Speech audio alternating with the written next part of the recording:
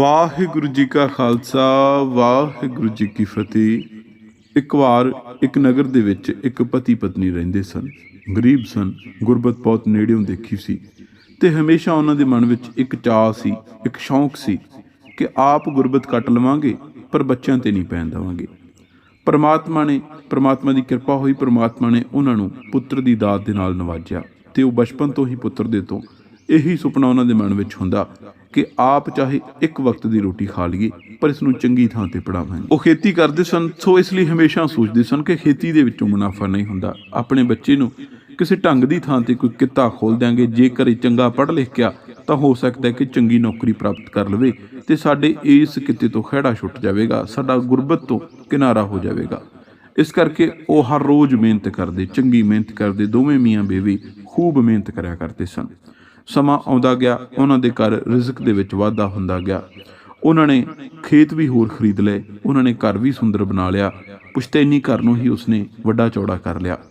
ਨਾਲ ਦੀ ਨਾਲ ਪੁੱਤਰ ਨੂੰ ਪੜ੍ਹਾਉਂਦਾ ਗਿਆ ਉਹ ਇਨਸਾਨ, ਤੇ ਉਸਦੇ ਪੁੱਤਰ ਨੂੰ ਵੀ ਉਸਨੇ ਸਮਾਂ ਆਉਣ ਤੇ ਹੋਰ ਵਧੀਆ ਥਾਂ ਤੇ ਦਾਖਲਾ ਕਰਵਾ ਦਿਆ ਕਰਨਾ।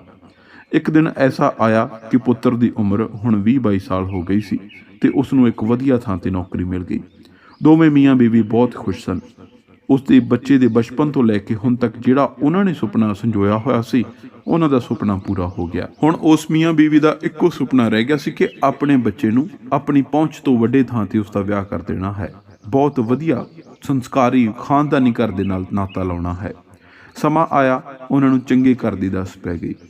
ਉਹਨਾਂ ਨੂੰ ਪਤਾ ਲੱਗਿਆ ਕਿ ਕੁੜੀ ਬਹੁਤ ਪੜ੍ਹੀ ਲਿਖੀ ਹੋਈ ਹੈ। ਇਸ ਕਰਕੇ ਉਹਨਾਂ ਨੇ ਦੇਰ ਨਹੀਂ ਕੀਤੀ। ਉਹਨਾਂ ਨੇ ਕਿਹਾ ਕਿ ਸਾਡੇ ਬੱਚੇ ਲਈ ਇਸ ਤੋਂ ਵਧੀਆ ਹੋਰ ਕੋਈ ਜੋੜੀ ਨਹੀਂ ਬਣ ਸਕਦੀ। ਉਹਨਾਂ ਨੇ ਤੁਰੰਤ ਕਿਹਾ ਕਿ ਸਾਨੂੰ ਇਹ ਰਿਸ਼ਤਾ ਮਨਜ਼ੂਰ ਹੈ। ਕੁਝ ਹੀ ਦਿਨਾਂ ਦੇ ਵਿੱਚ ਸਾਰੀਆਂ ਰਸਮਾਂ ਪੂਰੀਆਂ ਹੋ ਗਈਆਂ ਅਤੇ ਵਿਆਹ ਦੀ ਇੱਕ ਤਰੀਕ ਨਿਸ਼ਚਿਤ ਕਰ ਦਿੱਤੀ ਗਈ। ਸਮਾਂ ਆਉਣ ਤੇ ਉਸ ਬੱਚੇ ਦਾ ਵਿਆਹ ਵੀ ਹੋ ਗਿਆ। ਹੁਣ ਮਾਂ ਪਿਓ ਨੇ ਕਿਹਾ ਕਿ ਤੁਸੀਂ ਇੱਥੇ ਤਾਂ ਸਾਡੇ ਕੋਲ ਤਾਂ ਥੋੜ੍ਹੇ ਦਿਨ ਹੀ ਰਹਿ ਸਕਦੇ ਹੋ। ਇਸ ਕਰਕੇ ਮਾਂ ਪਿਓ ਨੇ ਉਹਨਾਂ ਨੂੰ ਕਿਹਾ ਕਿ ਤੁਸੀਂ ਸ਼ਹਿਰ ਜਾ ਕੇ ਜਿੱਥੇ ਨੌਕਰੀ ਕਰਨੀ ਹੈ ਉੱਥੇ ਹੀ ਤੁਸੀਂ ਘਰ ਦਾ ਬੰਦੋਬਸਤ ਕਰ ਲਵੋ, ਕਿਰਾਏ ਦਾ ਘਰ ਲੈ ਕੇ ਉੱਥੇ ਰਹਿਣ ਲੱਗ ਜਾਓ। ਉਹਨਾਂ ਨੇ ਕਿਹਾ ਠੀਕ ਹੈ। ਹੁਣ ਉਹ ਬੱਚਾ ਸੀ ਜਿਹੜਾ ਉਹ ਨੌਕਰੀ ਕਰਦਾ ਸੀ, ਉਸਦੀ ਘਰ ਵਾਲੀ ਨੌਕਰੀ ਨਹੀਂ ਕਰਦੀ ਸੀ ਕਿਉਂਕਿ ਉਹ ਇੱਕ ਵੱਡੇ ਖਾਨਦਾਨ ਤੋਂ ਸੀ, ਅਮੀਰ ਖਾਨਦਾਨ ਤੋਂ ਆਈ ਹੋਈ ਸੀ ਤੇ ਉਸਦੇ ਮਨ ਵਿੱਚ ਇਹੀ ਸੀ ਕਿ ਮੈਂ ਨੌਕਰੀ ਨਹੀਂ ਕਰਨੀ। ਉਹ ਆਪਣੇ ਘਰ ਵਿੱਚ ਹੀ ਰਿਹਾ ਕਰਦੀ। ਉਸਦਾ ਘਰ ਵਾਲਾ ਨੌਕਰੀ ਤੇ ਜਾਇਆ ਕਰਦਾ ਸੀ ਤੇ ਉਹ ਵੱਡੇ ਖਾਨਦਾਨ ਦੀ ਹੋਣ ਕਰਕੇ, ਅਮੀਰ ਘਰ ਤੋਂ ਆਈ ਹੋਣ ਕਰਕੇ ਉਸਨੇ ਘਰ ਵੀ ਬਹੁਤ ਵੱਡਾ ਲਿਆ। ਥੋੜ੍ਹਾ ਸਮਾਂ ਤਾਂ ਸਭ ਕੁਝ ਠੀਕ ਠਾਕ ਬੀਤਦਾ ਰਿਹਾ, ਪਰ ਹੌਲੀ ਹੌਲੀ ਉਸ ਲੜਕੀ ਨੂੰ ਇੰਝ ਜਾਪਣ ਲੱਗਿਆ ਕਿ ਜਿਵੇਂ ਮੇਰੀਆਂ ਲੋੜਾਂ ਪੂਰੀਆਂ ਨਹੀਂ ਹੋ ਰਹੀਆਂ। ਕਿਉਂਕਿ ਉਹ ਇੱਕ ਵੱਡੇ ਘਰ ਤੋਂ ਸੀ, ਵੱਡੇ ਖਾਨਦਾਨ ਤੋਂ ਸੀ, ਅਮੀਰ ਬਾਪ ਦੀ ਬੇਟੀ ਸੀ। ਉਸ ਨੂੰ ਆਪਣੇ ਘਰ ਵਿੱਚ ਖੁੱਲ੍ਹਾ ਖਰਚਣ ਦੀ ਆਦਤ ਸੀ ਤੇ ਇੱਥੇ ਉਹ ਘਰ ਦਾ ਕਿਰਾਇਆ ਹੀ ਬੜੀ ਮੁਸ਼ਕਲ ਦੇ ਨਾਲ ਕੱਢ ਸਕਦਾ ਸੀ ਜਿੰਨੀ ਕੁ ਉਸ ਦੀ ਤਨਖਾਹ ਆਉਂਦੀ ਸੀ। ਫਿਰ ਘਰ ਦੇ ਹੋਰ ਵੀ ਖਰਚੇ ਹੁੰਦੇ ਸਨ। ਇਸ ਕਰਕੇ ਉਹ ਆਪਣੀ ਪਤਨੀ ਨੂੰ ਹਮੇਸ਼ਾ ਇੱਕ ਰਾਏ ਦਿਆ ਕਰਦਾ ਸੀ ਕਿ ਆਪਾਂ ਨਵੇਂ ਸ਼ਹਿਰ ਵਿੱਚ ਆਏ ਹਾਂ, ਆਪਾਂ ਹੌਲੀ ਹੌਲੀ ਆਪਣੇ ਪੈਰ ਪਸਾਰਨੇ ਨੇ, ਆਪਾਂ ਹੌਲੀ ਹੌਲੀ ਆਪਣਾ ਕਾਰੋਬਾਰ ਵਧਾਵਾਂਗੇ, ਫਿਰ ਉਸ ਹਿਸਾਬ ਨਾਲ ਤੂੰ ਖਰਚੇ ਕਰਨੇ ਸ਼ੁਰੂ ਕਰ ਦੇਵੀਂ। ਇੱਕ ਵਾਰ ਤੂੰ ਹੱਥ ਘੁੱਟ ਕੇ ਚੱਲਿਆ ਕਰ। ਉਸ ਨੂੰ ਇਸ ਗੱਲ 'ਤੇ ਗੁੱਸਾ ਆਉਂਦਾ ਸੀ। ਇਸੇ ਕਾਰਨ ਹੀ ਪੈਸੇ ਦੀ ਕਮੀ ਹੋਣ ਕਾਰਨ ਦੋਹਾਂ ਦੇ ਵਿੱਚ ਤਕਰਾਰ ਹੋ ਜਾਇਆ ਕਰਦੀ।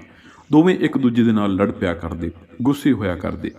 ਜਿਵੇਂ ਜਿਵੇਂ ਦਿਨ ਬੀਤਣ ਲੱਗੇ ਉਹਨਾਂ ਦੇ ਘਰ ਵਿੱਚ ਕਲਾ ਕਲੇਸ਼ ਵਧਣ ਲੱਗਿਆ। ਹੁਣ ਉਹ ਜਿਸ ਤਰੀਕੇ ਨਾਲ ਪਿੱਛੋਂ ਆਈ ਸੀ ਉਸੇ ਤਰੀਕੇ ਨਾਲ ਉਸਦਾ ਜੀਵਨ ਇੱਥੇ ਸੀ। ਉਹ ਕਿਸੇ ਵੀ ਹਾਲਤ ਦੇ ਵਿੱਚ ਗਰੀਬੀ ਦੇ ਵਿੱਚ ਨਹੀਂ ਸੀ ਰਹਿ ਸਕਦੀ। ਉਸ ਨੂੰ ਆਦਤ ਸੀ ਕਿ ਹਰ ਰੋਜ਼ ਉਸਨੇ ਘਰੋਂ ਬਾਹਰ ਜਾਣਾ, ਕੁਛ ਨਾ ਕੁਛ ਨਵਾਂ ਖਰੀਦ ਕੇ ਲਿਆਉਣਾ। ਹਰ ਹਫ਼ਤੇ ਉਹ ਕੋਈ ਨਾ ਕੋਈ ਨਵੀਂ ਚੀਜ਼ ਖਰੀਦ ਲਿਆ ਕਰਦੀ ਆਪਣੇ ਪਹਿਨਣ ਦੇ ਲਈ, ਅਤੇ ਘੱਟੋ ਘੱਟ ਮਹੀਨੇ ਦੇ ਵਿੱਚ ਇੱਕ ਵਾਰ ਤਾਂ ਉਸਦਾ ਟੀਚਾ ਹੁੰਦਾ ਸੀ ਕਿ ਮੈਂ ਕੋਈ ਨਾ ਕੋਈ ਸੋਨੇ ਦਾ ਗਹਿਣਾ ਖਰੀਦ ਕੇ ਲੈ ਆਵਾਂ। ਇਸ ਕਰਕੇ ਉਹਨਾਂ ਦੀ ਤਕਰਾਰ ਆਏ ਦਿਨ ਵਧਣ ਲੱਗੀ।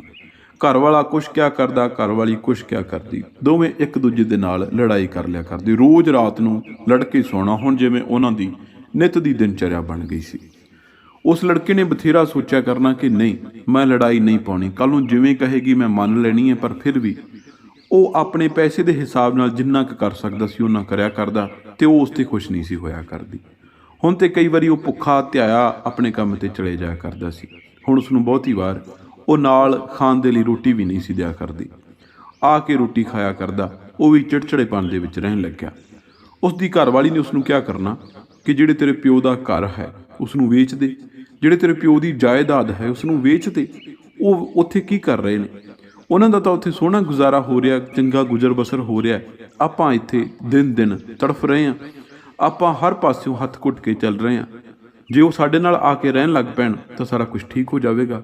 ਉੱਥੋਂ ਵਾਲੀ ਜਾਇਦਾਦ ਆਪਾਂ ਵੇਚ ਦਿਆਂਗੇ, ਜਿਹੜੇ 4 ਪੈਸੇ ਜੁੜਨਗੇ ਉਹਦੇ ਨਾਲ ਆਪਣਾ ਮਕਾਨ ਵੀ ਖਰੀਦ ਲਵਾਂਗੇ ਤੇ ਸਾਡਾ ਗੁਜ਼ਰ ਬਸਰ ਵੀ ਸੌਖਾ ਹੋਣ ਲੱਗੇਗਾ। ਉਸ ਲੜਕੇ ਨੇ ਆਪਣੀ ਘਰਵਾਲੀ ਨੂੰ ਸਮਝਾਇਆ ਕਿ ਨਹੀਂ, ਇਸ ਤਰ੍ਹਾਂ ਸੰਭਵ ਨਹੀਂ, ਮੈਂ ਉਹਨਾਂ ਨੂੰ ਚੰਗੀ ਤਰ੍ਹਾਂ ਜਾਣਦਾ ਹਾਂ, ਉਹਨਾਂ ਨੇ ਪਿੰਡ ਛੱਡਣ ਦੇ ਲਈ ਰਾਜ਼ੀ ਨਹੀਂ ਹੋਣਾ। ਮੰਨ ਵੀ ਗਏ ਤਾਂ ਉਹਨਾਂ ਨੇ ਖੇਤ ਨਹੀਂ ਵੇਚਣ ਦੇਣੇ, ਪੁਸ਼ਤੈਨੀ ਘਰ ਨਹੀਂ ਵੇਚਣ ਦੇਣਾ, ਕਿਉਂਕਿ ਉਹਨਾਂ ਦੇ ਸੁਪਨੇ ਦਾ ਘਰ ਹੈ। ਪਰ ਹੁਣ ਇਸੇ ਗੱਲ ਤੋਂ ਲੜਾਈ ਵਧਣ ਲੱਗੀ, ਹਰ ਰੋਜ਼ ਲੜਾਈ ਹੋਣ ਲੱਗੀ। ਫਿਰ ਆਖਰਕਾਰ ਉਹ ਮੁੰਡਾ ਹਾਰ ਗਿਆ। ਉਸਨੇ ਸੋਚਿਆ ਕਿ ਹਰ ਰੋਜ਼ ਦੀ ਕਲੇ ਕਲੇਸ਼ ਨਾਲੋਂ ਤਾਂ ਬਿਹਤਰ ਹੈ ਕਿ ਇੱਕ ਵਾਰ ਜਾ ਆਉਣੇ ਆ ਪਿੰਡ, ਦੋਵੇਂ ਜਾਣੇ ਕੁਝ ਦਿਨ ਪਿੰਡ ਰਹਾਂਗੇ, ਹੋ ਸਕਦਾ ਹੈ ਇਹਦੇ ਸੁਭਾਅ ਵਿੱਚ ਕੋਈ ਤਬਦੀਲੀ ਆ ਜਾਵੇ, ਨਹੀਂ ਤੇ ਹੋ ਸਕਦਾ ਹੈ ਕਿ ਮਾਂ ਪਿਤਾ ਦੋਵਾਂ ਵਿੱਚੋਂ ਕੋਈ ਮੰਨ ਹੀ ਜਾਵੇ ਘਰ ਵੇਚਣ ਲਈ, ਜਾਇਦਾਦ ਵੇਚਣ ਲਈ। ਸੋ ਉਹ ਇੱਕ ਦਿਨ ਉਹਨਾਂ ਸੋਚਿਆ ਕਿ ਹੁਣ ਅਸੀਂ ਪਿੰਡ ਜਾਣਾ ਹੈ। ਉਸਨੇ ਆਪਣੇ ਕਾਰੋਬਾਰ ਕੰਮ ਤੋਂ ਛੁੱਟੀਆਂ ਲੈ ਲਈਆਂ, ਪਿੰਡ ਚਲੇ ਗਏ।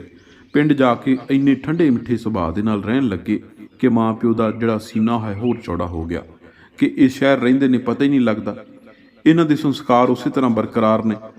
ਉਸ ਲੜਕੀ ਨੇ ਆਪਣੀ ਸੱਸ ਦੇ ਨਾਲ ਭੱਜ ਕੰਮ ਕਰਾਇਆ ਕਰਨਾ ਤੇ ਉਸ ਮੁੰਡੇ ਨੇ ਆਪਣੇ ਪਿਓ ਦੇ ਨਾਲ ਆਂਢੀਆਂ ਗੁਆਂਢੀਆਂ ਨੇ ਉਹਨਾਂ ਦੀਆਂ ਸਿਫਤਾਂ ਕਰਿਆ ਕਰਨੀਆਂ। ਮਾਂ ਪਿਓ ਨੇ ਜਦੋਂ ਆਪਸ ਦੇ ਵਿੱਚ ਬੈਠਾ ਕਰਨਾ ਤਾਂ ਕਿਹਾ ਕਰਨਾ ਕਿ ਇਹੋ ਜਿਹੇ ਬੱਚੇ ਸਰਵਣ ਪੁੱਤਰ ਹਰ ਇੱਕ ਦੇ ਘਰ ਹੋਣ। ਪਰ ਉਹਨਾਂ ਨੂੰ ਅਸਲੀ ਗੱਲ ਨਹੀਂ ਸੀ ਪਤਾ। ਜਦੋਂ ਉਹਨਾਂ ਦੇ ਨਾਲ ਉਹ ਰਹੇ ਤਾਂ ਉਹਨਾਂ ਨੇ ਕਿਹਾ ਕਿ ਅਸੀਂ ਤਾਂ ਇੱਥੇ ਇਕੱਲੇਪਨ ਦੇ ਵਿੱਚ ਰਹਿ ਕੇ ਹੋਰ ਬੁੱਢੇ ਹੁੰਦੇ ਜਾਂਦੇ ਹਾਂ। ਇੱਕ ਦਿਨ ਉਸ ਬਾਪ ਨੇ ਆਪਣੇ ਬੇਟੇ ਨੂੰ ਕਿਹਾ ਕਿ ਕੀ ਇਹ ਸੰਭਵ ਹੈ ਕਿ ਆਪਾਂ ਪਿੰਡ ਵਾਲਾ ਘਰ ਵੇਚ ਦਈਏ ਤੇ ਤੁਹਾਡੇ ਕੋਲ ਜਾ ਕੇ ਉੱਥੇ ਘਰ ਲੈ ਲਈਏ। ਪੁੱਤਰ ਇਹੀ ਕੁਛ ਤਾਂ ਕਹਾਉਣ ਆਇਆ ਸੀ।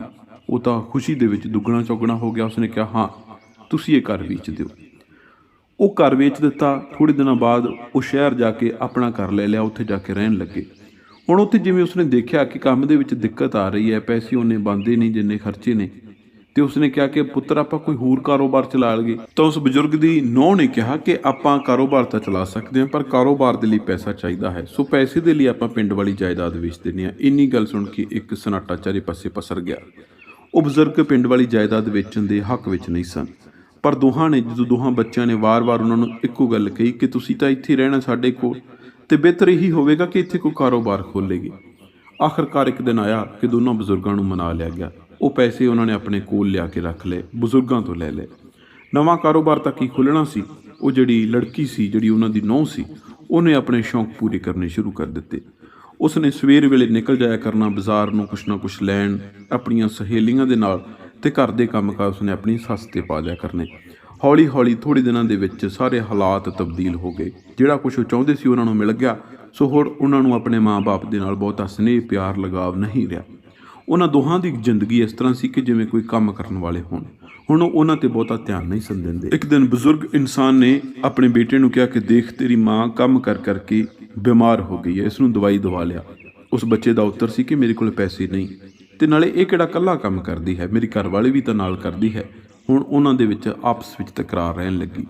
ਇੱਕ ਦਿਨ ਉਸਨੇ ਕੰਮ ਤੋਂ ਛੁੱਟੀਆਂ ਲਈਆਂ ਤੇ ਕਿਹਾ ਕਿ ਮੈਂ ਤੇ ਮੇਰੀ ਘਰਵਾਲੀ ਅਸੀਂ ਪਹਾੜਾਂ ਦੀ ਸੈਰ ਕਰਨ ਚੱਲੇ ਹਾਂ। ਉਸ ਦਾ ਪਿਓ ਉਸ 'ਤੇ ਖਫਾ ਹੋ ਗਿਆ, ਨਾਰਾਜ਼ ਹੋ ਗਿਆ, ਉਸ ਨਾਲ ਲੜ ਪਿਆ ਕਿ ਆਪਣੀ ਮਾਂ ਨੂੰ ਜਦੋਂ ਦਵਾਈ ਦਵਾਉਣ ਦੀ ਗੱਲ ਆਉਂਦੀ ਉਦੋਂ ਤੇਰੇ ਕੋਲ ਪੈਸੇ ਨਹੀਂ ਹੁੰਦੇ, ਤੇ ਹੁਣ ਤੂੰ ਇਸ ਨੂੰ ਸੈਰ ਕਰਵਾਉਣ ਲਈ ਲੈ ਕੇ ਜਾ ਰਿਹਾ। ਸੋ ਉਹਨਾਂ ਦੇ ਵਿੱਚ ਲੜਾਈ ਹੋ ਗਈ। ਉਹਨਾਂ ਦੀ ਨੂੰਹ ਨੇ ਉਹਨਾਂ ਨੂੰ ਕਹਿ ਦਿੱਤਾ ਕਿ ਜਿੱਥੋਂ ਆਏ ਹੋ ਉੱਥੇ ਚਲੇ ਜਾਓ, ਤੁਸੀਂ ਇੱਥੇ ਸਾਡੇ ਨਾਲ ਰਹਿ ਕੇ ਬਹੁਤਾ ਖੁਸ਼ ਨਹੀਂ ਰਹਿ ਰਹੇ, ਨਾਲੇ ਸਾਨੂੰ ਦੁਖੀ ਕਰਦੇ ਹੋ, ਨਾਲੇ ਖੁਦ ਦੁਖੀ ਰਹਿੰਦੇ ਹੋ।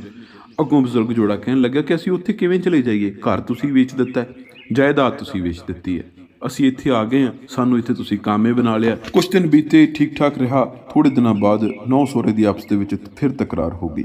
ਹੁਣ ਨੌ ਨੇ ਸਿੱਧੇ ਤੌਰ 'ਤੇ ਆਪਦੇ ਸਹੁਰੇ ਨੂੰ ਕਹਿ ਦਿੱਤਾ ਕਿ ਦੇਖੋ, ਤੁਸੀਂ ਇੱਥੇ ਵਿਹਲੇ ਰਹਿ ਕੇ ਜ਼ਿੰਦਗੀ ਨਹੀਂ ਗੁਜ਼ਾਰ ਸਕਦੇ। ਜੇ ਤੁਹਾਨੂੰ ਰੋਟੀ ਚਾਹੀਦੀ ਹੈ ਤਾਂ ਤੁਹਾਨੂੰ ਕੰਮ ਕਰਨਾ ਹੀ ਪਵੇਗਾ। ਜੇ ਤੁਸੀਂ ਇਹ ਚਾਹੁੰਦੇ ਹੋ ਕਿ ਕੋਈ ਕੰਮ ਵਾਲੀ ਰੱਖਦੀ ਹੈ ਜਾਂ ਮੈਂ ਕੰਮ ਕਰਨਾ, ਇਹ ਸੰਭਵ ਨਹੀਂ। ਇਸ ਕਰਕੇ ਇਹਦਾ ਇੱਕੋ ਇੱਕ ਬਿਹਤਰ ਹੱਲ ਇਹ ਹੈ, ਜਾਂ ਤੁਸੀਂ ਬਿਰਧ ਆਸ਼ਰਮ ਚਲੇ ਜਾਓ। ਹੁਣ ਬਿਰਧ ਆਸ਼ਰਮ ਦਾ ਨਾਂ ਸੁਣ ਕੇ ਬਜ਼ੁਰਗ ਜੋੜੇ ਦੇ ਪੈਰਾਂ ਹੇਠੋਂ ਜ਼ਮੀਨ ਨਿਕਲ ਗਈ। ਉਹਨਾਂ ਦੇ ਸਾਰਾ ਕੁਝ ਅੱਖਾਂ ਦੇ ਅੱਗੋਂ ਦੀ ਘੁੰਮ ਗਿਆ ਕਿ ਅਸੀਂ ਕਿੱਥੋਂ ਸ਼ੁਰੂ ਕੀਤਾ, ਕਿੱਥੇ ਅਸੀਂ ਆ ਗਏ। ਸਾਰੀ ਜ਼ਿੰਦਗੀ ਦੀ ਸਾਡੀ ਕਮਾਈ ਹੋਈ ਪੂੰਜੀ, ਸਾਡਾ ਘਰ, ਸਾਡੀ ਜਾਇਦਾਦ ਇਹਨਾਂ ਨੇ ਵੇਚ ਦਿੱਤੀ, ਪਰ ਅਸੀਂ ਆਪਣੇ ਪੈਰਾਂ 'ਤੇ ਆਪ ਕੁਹਾੜੀ ਮਾਰੀ। ਇਸੇ ਕਰਕੇ ਹਮੇਸ਼ਾ ਕਹਿੰਦੇ ਨੇ ਕਿ ਮਾਪਿਆਂ ਨੂੰ ਇਹਨਾਂ 3 ਗੱਲਾਂ ਦਾ ਆਪਣੀ ਔਲਾਦ ਦੇ ਬਾਰੇ ਖਾਸ ਧਿਆਨ ਰੱਖਣਾ ਚਾਹੀਦਾ। ਸਭ ਤੋਂ ਪਹਿਲੀ ਗੱਲ, ਔਲਾਦ ਜਿੰਨੀ ਵੀ ਪਿਆਰੀ ਹੋਵੇ, ਜਿੰਨੀ ਵੀ ਨੇਕ ਹੋਵੇ, ਜਿੰਨੀ ਵੀ ਆਗਿਆਕਾਰੀ ਹੋਵੇ, ਕੁਛ ਵੀ ਹੋਵੇ, ਇਸ ਦੇ ਬਾਵਜੂਦ ਵੀ ਮਾਂ ਪਿਓ ਨੂੰ ਆਪਣੀ ਸੰਪੱਤੀ ਨਹੀਂ ਵੇਚਣੀ ਚਾਹੀਦੀ। ਆਪਣੀ ਸੰਪੱਤੀ ਆਪਣੇ ਕੋਲ ਰੱਖਣੀ ਚਾਹੀਦੀ ਹੈ।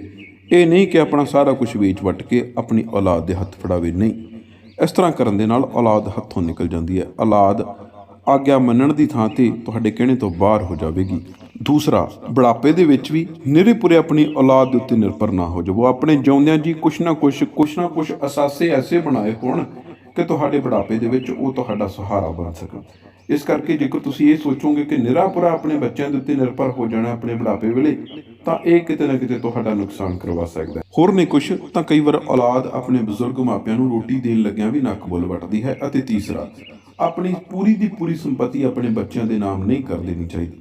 ਕੁਛ ਨਾ ਕੁਛ ਹਿੱਸਾ ਆਪਣੇ ਨਾਮ ਤੇ ਰੱਖ ਲੈਣਾ ਚਾਹੀਦਾ ਹੈ। ਵਸੀਅਤ ਬਣਾ ਕੇ ਰੱਖੋ ਕਿ ਮੇਰੇ ਜਾਣ ਉਪਰੰਤ ਇਹ ਜਿਹੜੀ ਪ੍ਰਾਪਰਟੀ ਹੈ, ਇਹ ਜਾਇਦਾਦ ਹੈ, ਮੇਰੇ ਬੱਚਿਆਂ ਕੋਲ ਚਲੀ ਜਾਵੇਗੀ, ਪਰ ਉਹਨਾਂ ਦੇ ਸਿੱਧੀ ਨਾਮ ਨਾ ਕਰਵਾ ਦਿਓ। ਆਖਰੀ ਗੱਲ ਇਸ ਦੇ ਵਿੱਚ ਇਹ ਹੈ ਕਿ ਨਾ ਤਾਂ ਸਾਰੀ ਔਲਾਦ ਮਾੜੀ ਹੁੰਦੀ ਹੈ ਤੇ ਨਾ ਹੀ ਸਾਰੇ ਮਾਪੇ ਚੰਗੇ ਹੁੰਦੇ ਆ। ਤੁਸੀਂ ਆਪਣੇ ਆਂਢ ਗੁਆਂਢ ਸਮਾਜ ਦੇ ਵਿੱਚ ਇੱਕ ਨਿਗਾਹ ਫੇਰੋਗੇ ਨਾ, ਤੇ ਬਹੁਤੀਆਂ ਉਦਾਹਰਨਾਂ ਤੁਹਾਨੂੰ ਆਪਣੇ ਆਂਢ ਗੁਆਂਢ ਤੋਂ ਹੀ ਮਿਲ ਜਾਣਗੀਆਂ। ਇਸੇ ਸਮਾਜ ਦੇ ਉੱਤੇ ਬਹੁਤ ਸਾਰੀ ਸਰਵਣ ਪੁੱਤਰਾਂ ਵਰਗੀ ਔਲਾਦ ਵੀ ਹੈ, ਬਹੁਤ ਸਾਰੇ ਬੀਬੇ ਬੱਚੇ ਹਨ, ਤੇ ਉੱਥੇ ਹੀ ਬਹੁਤ ਸਾਰੇ ਮਾੜੇ ਬੱਚੇ ਵੀ ਨੇ। ਇਸੇ ਤਰੀਕੇ ਨਾਲ ਬਹੁਤ ਸਾਊ ਪਰਿਵਾਰ ਨੇ, ਬਹੁਤ ਸਾਊ ਮਾਪੇ ਨੇ, ਤੇ ਕਈ ਵਾਰੀ ਮਾਪੇ ਇਹੋ ਜਿਹੇ ਨੇ ਕਿ ਲੋਕ ਕਹਿੰਦੇ ਨੇ ਕਿ ਇਹੋ ਜਿਹੇ ਮਾਪਿਆਂ ਨਾਲੋਂ ਤਾਂ ਇਨਸਾਨ ਯਤੀਮ ਚੰਗਾ ਹੈ।